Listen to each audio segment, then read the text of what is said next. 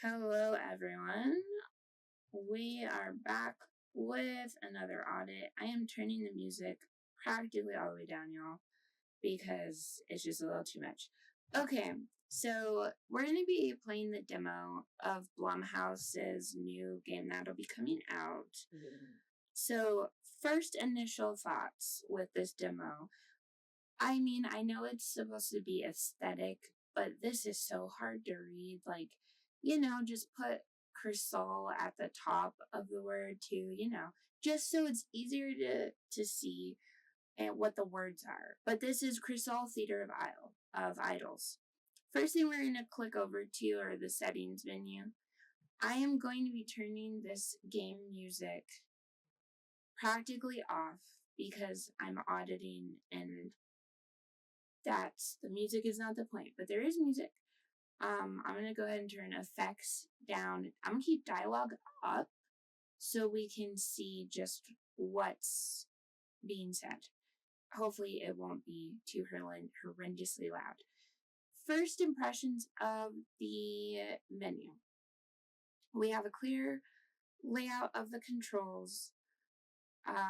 This for controller and for keyboard, it looks only the inverting of the mouse. Let's see if we'll be able in gameplay to turn down mouse sensitivity and things like that. Perfect, here we go. So we have tutorials. We'll love a good tutorial.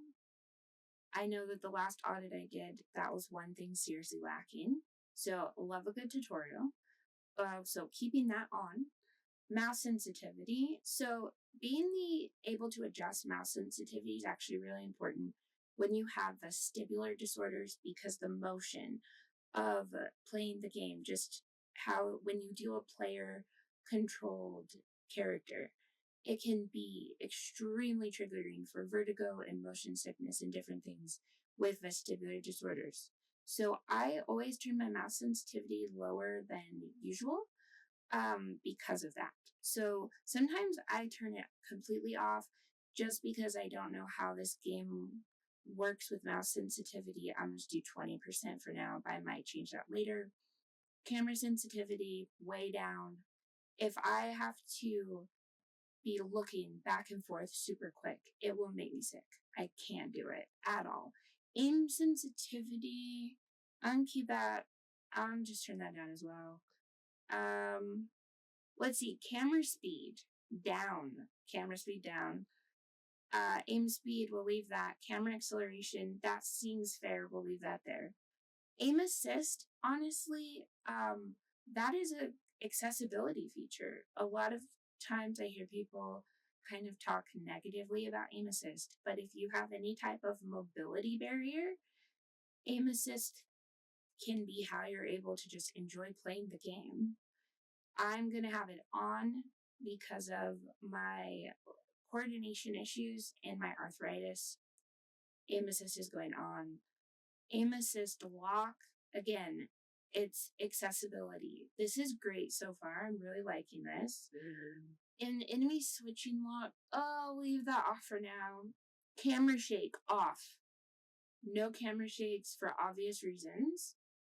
Sickness. So games that I've played or tried to play, I should preface it as, if I cannot turn off the camera shake, which is that motion that kind of makes it look like you're walking and you have the little bounce, I will puke. I can't do it. So I love that that can be turned off. Shockingly enough, some games don't allow you to turn that off, and it can create a lot of barriers. So I love that so far. Okay, graphics. Let's see. VSync, good. View distance. So something interesting to note with view distance, depending on the game you're playing, the rendering of items in front of you at a far distance can create motion sickness for some people. It does for me sometimes, just depending on what the game is. It just depends on what the game is. Let's turn these down to low. And okay, let's leave that there. I'm happy with that. Audio. General audio, we already messed with that. Language, let's see. Subtitles, yes. And you can make them the size you need. Love it. Perfect. Let's go ahead and do them at large just to see what the large looks like once we get into the game. And then they have an entire accessibility menu. I cannot stress this enough. Whether you are a large developer, small developer, big publishers, small, it doesn't matter. Please just have an accessibility menu. It's so nice to have, and it means that you're creating an open door for people to enjoy your game that is otherwise closed when you don't have it. So let's go through these accessibility features that they have. Showing the crosshair so you see where to aim, perfect. Ooh, this is interesting. Changing the type, a dot or the normal one, which I assume is probably like the arrow one. Center dot, let's turn that on. Crosshair thickness, you can change the crosshair thickness. You don't see that very often in game menus for accessibility. That is a nice touch. Crosshair color even. Wow. So since I am red weak, let's go ahead and let's do a blue and just see what that looks like. Dynamic opacity on. Crosshair opacity you can adjust. This is quite good, honestly. I'm surprised. I did not expect to have this many options in the accessibility menu. Outline on, and the thickness of the outline so that you can see different. I don't know where they'll apply it in the game itself, but normally with the outline, it's, for example, if you're like filling a form out on a website, the thick line around the box of where you need to enter the information it creates accessibility so that you're able to have the strong contrast differentiating. So I'll be curious to see what they do with that. The outline color, let's go with black. Color blindness mode. Oh, I'm in heaven. Yes, they have color blindness mode. So I can play the game without having my filter on my screen, because I showed in the previous video the Windows 11 built-in features that you can turn on for color blindness. So with this game, I don't have to have that on, so there won't be any weird overlap because they have colorblind mode. Perfect. Please have colorblind mode in your games. You have no idea how accessible that automatically makes it compared to other games. This whole video might just be this amazing accessibility menu.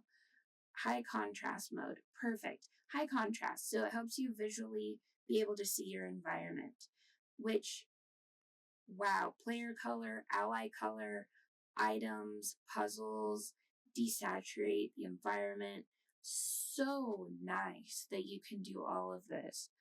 Let's switch ally color because I'm red weak. Let's keep those in blue. And then let's do item color as well. Let's switch that up. So we have blue, cyan, or pink. Let's do yellow. No wait, then it's the same as the puzzle card. Never mind. Let's keep it pink. Okay, great. So there's that. Let's see what else we're going to look at. Now getting back to the gameplay menu. Oh, well, let's confirm first. So we have F is not working.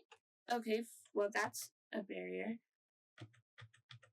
Hitting F to confirm is actually not confirming anything. This could, of course, just be a bug with the demo itself.